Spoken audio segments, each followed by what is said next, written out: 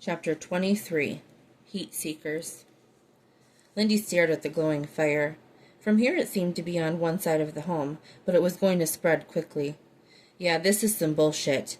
Noah's sigh was low as he stood next to her. I better get back to the warehouse.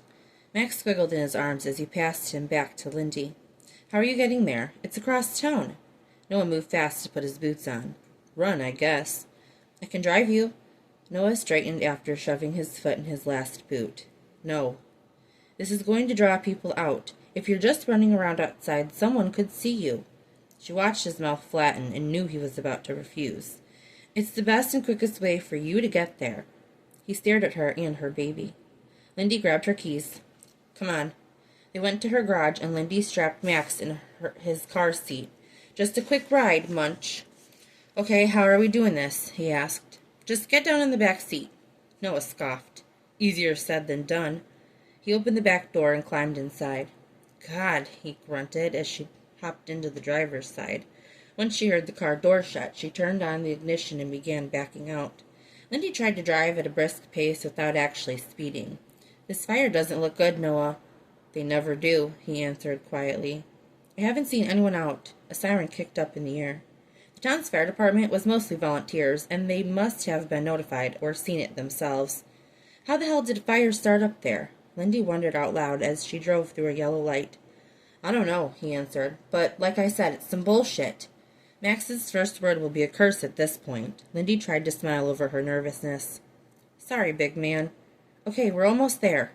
All right. Lindy pulled up far behind the gas station near the warehouse. Okay. She put the car in park, but left it running. You're back in Duskull's territory. After a grunt, Noah sat up on the back seat's floor. She turned to see him. Take Max and go straight home and lock up. She nodded. I will. Be careful, okay? Noah reached for her hand and kissed the top of her fingers. Yes, Mrs. Callis. His eyes glanced around as he began scooting out of the car. I need to get you a bigger car. She nodded. Sure, make fun. She gets me from A to B. Noah pushed himself out of the hatchback. Text me when you're back in the house. Okay. Smoke tinged the night as they separated. Lindy watched as Noah disappeared behind the gated property before turning out of the driveway to head home. When Noah walked into the club, Tin was awake, as were most of the guys. What the fuck is going on up there? Noah asked, shutting the door behind himself. We're headed up there to find out. Tried to call you. When I saw the fire, I headed back. You think that's a smart idea? We stay here, we look suspicious. Tin grabbed his keys off the bar. We go, we look suspicious. At least we'll know what's going on. When they arrived on the scene, several firefighters were trying to put the fire out. It had spread to the second story, and the flames licked up toward the sky. The night wind was pushing the heavy smoke in every direction. Keep back! One of the firemen yelled toward them. Shit, Tin said as he stared up at the flames. Pretty soon the ancient house would be a pile of dust. Noah stared at the fire. Cold hit his gut, and he felt goosebumps on his arms. The last time he was in front of a fire this big, his whole life had changed. It hit him so hard he forgot about everything for a moment. Dad! Ashley yelled, and she began running toward the house, but was stopped by the sheriff, who pulled her back. Dad! She screamed. Ashley continued yelling. Noah looked up to the second floor and could see movement. Someone's moving around up there, he yelled, pointing. A window broke. The shattered glass fell down the side of the house to the ground. Shit, that's Langley, Tin muttered. Fuck, is he going to try to jump? Chaos asked. From the window it was a straight drop down 2 stories. He wouldn't make it, Noah snapped. Do you guys have a tarp or something to catch him? Tin called to Duran because the firefighters were busy. Ashley was still fighting against him. Tin had to yell over her screams. Langley's hard coughing caught on the air from the window. Shit! Noah looked around and spotted an American flag jutted off the large wraparound porch. It was pretty big, and he hoped it was decent quality. He rushed up to the porch, passing Will, and snatched it from the pole.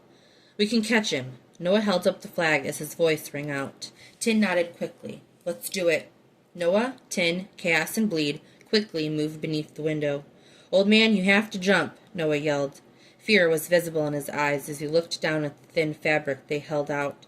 Langley pushed more glass out of the way. He appeared weak, and Noah didn't know if he had enough strength to lift himself through the window. "Mr. Langley, sir, you need to jump." Will was at Noah's side, holding another piece of the flag.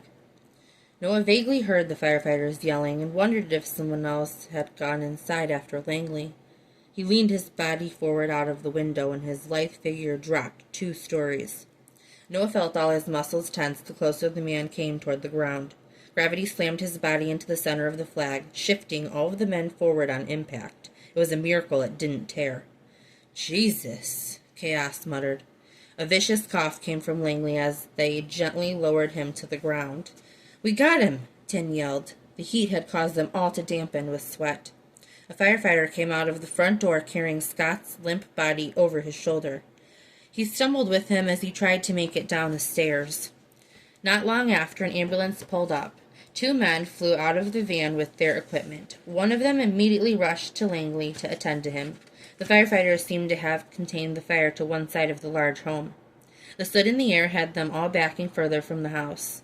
Will parted company with them without a word, and it appeared he'd locked his fiancée in his squad car. More people from the town were showing up, either walking or in their cars. "Back, folks! Back, please!" Noah recognized Henry's voice. His heart was pumping so fast in his chest he had to take more than a few breaths to steady it. For a second he thought his hearing had shifted like it had that night, after hitting the ground and waking up to everything sounding 50 miles away. He was glad to see the fire dying down and hoped his anxiety would follow. A hand on his shoulder made him look to the side and see bleed.